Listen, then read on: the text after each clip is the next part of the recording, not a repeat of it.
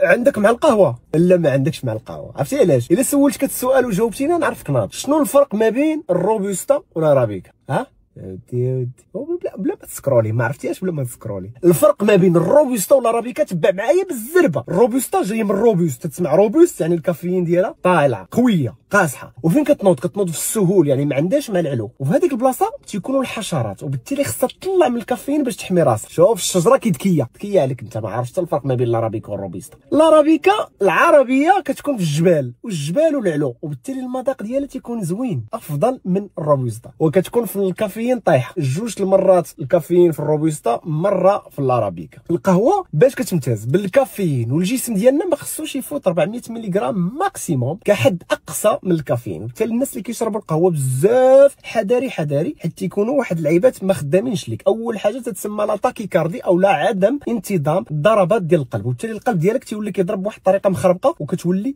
مستريسي.